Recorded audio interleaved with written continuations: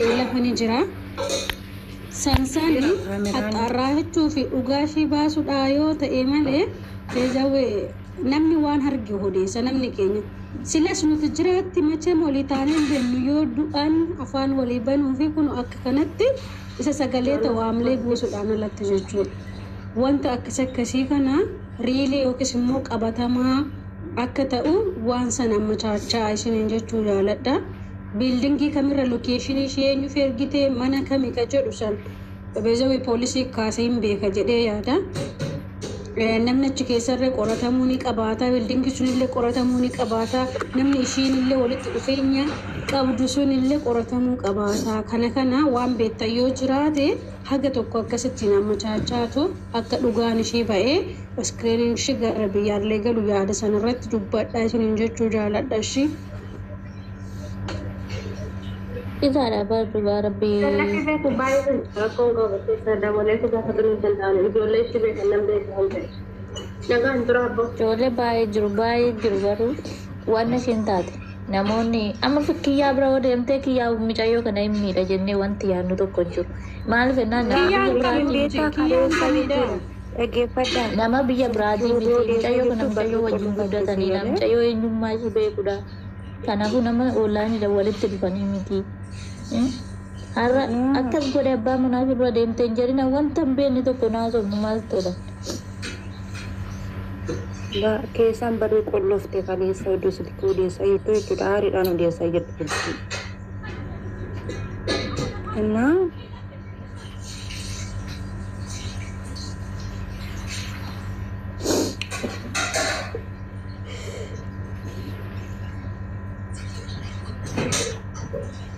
ደግሞ ምቱማን እሺ ብራንጅሩ አጋሽን ወፍዳ ዱበቱ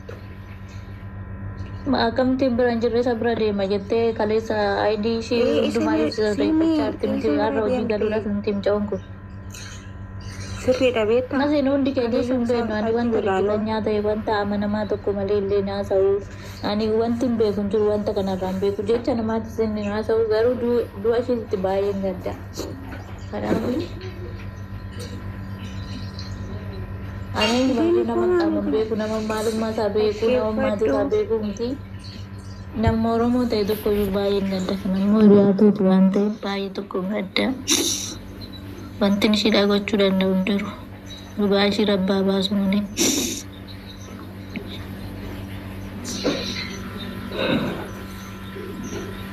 Garuu shamarran keenya dhugaa rabbii waanuma amma daqiiqaa kanii ofitee irra darbituuf lubbuu ofii of hin baasina.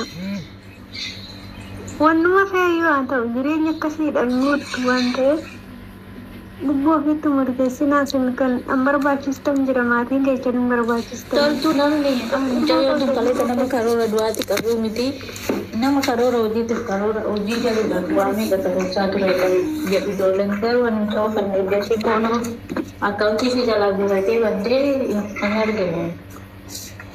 Karoo akkasii nuti dubbii. Kun hojii seexanaati dhugaa rabbii.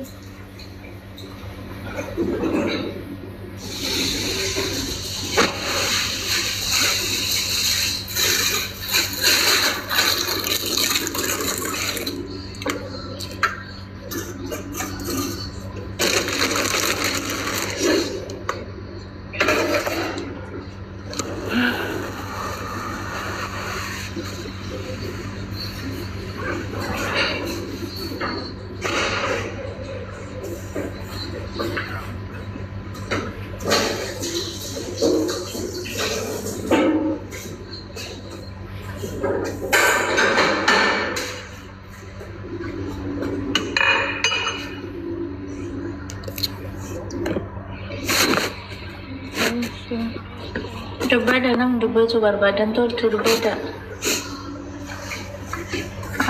Alamtu dubbata nam dubbata.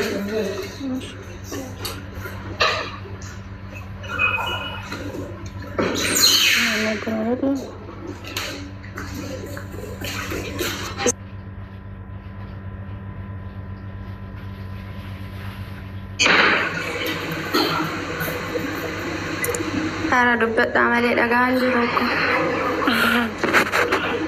nagaa jettaan jiran nagaamu Caaturo jechuudha.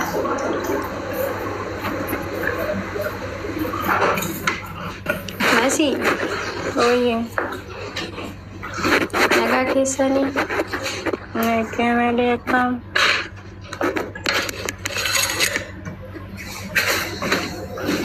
galata waaqayyoo ishee juutii jettiin kana laaliin garaan wal nama deemsiin beekte. Beektaa kaleessa galgala isaan biraan ture anis. Hoggalee akkana ta'akish. Qoy maal taateeti? No, waan ishiin taate hin beeknu nuti ko silkii odoo odeessaa jirtu. Lolaan odeessaa jirtu silkii jechuudha. Abbaatiin odeessaa jiru hin beeku gin. Barri keessaan qolloftee namni akkuma seenuun jiru barri qolloftee xindoonni kun poolisii irraa tokko cabsanis seenanii. Achuma dakatti ishee agarree nuti.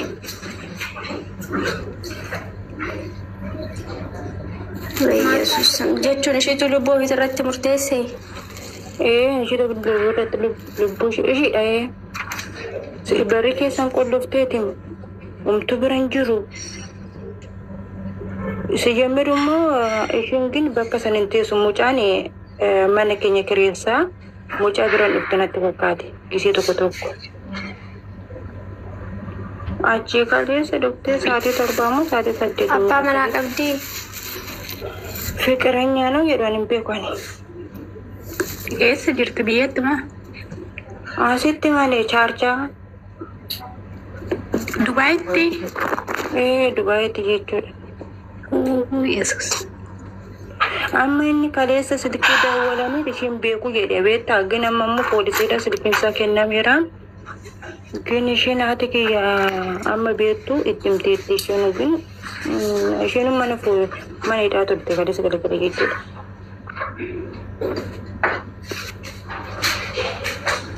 Adaraa dhiifa manaa godhatan wanni jechuu barbaadu yoo jiraate jechuudha kan ta'eera duratti hin deemu si galee.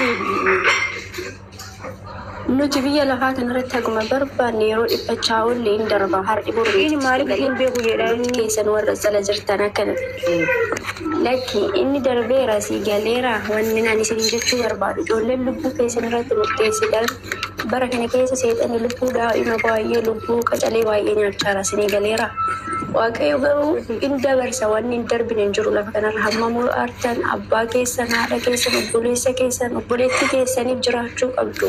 Isaan iyyuu isin aarsan isin ofii keessaniif jiraachuu qabdu. Eenyuudhaaf wabiin ta'u bara kana keessa isinii galee kan wabii ta'u lubbuu keetiif si qofatu lubbuu keetiif wabii ta'a malee haati kee dhuftee lubbuu keetiif wabii taatu obboleessi kee namni jaalattu kamuu jaalallee kee ta'uu danda'a abbaa manaa kee ta'uu danda'a wabii lubbuu keetiif kan ta'u si qofa. Sinigalaan kanaaf lubbuu keenya irratti murteessin adaraa waaqayyo lubbuu keessan irratti murteessin rakkoon hammam guddatu hin darba. Lafa kanarratti waan hin darbine hin jiru maal feellan bakka hin darba. Guyyaa gata malee laali gammachuunis hin darba hammam barbaadde gammadu hin darba. Guyyaan baay'ee jaalatta guyyaan sargii ta'uu danda'a guyyaa eebba ta'uu danda'a maal ta'uu danda'a hin darba wanni hin darbine hin jiru guyyaan aaris akkasuma hin darba. Lazii hin darba jedhaati yaadaati guyyaa sana ofirra dabarsaa seexana sa'aatii sanitti ofirra dabarsitan yeroo wanta akkasii sanitti dhufuuyyuu bahaa yookiin mazmurii dhaggeeffadhaa yookiin wannuma tokko wayii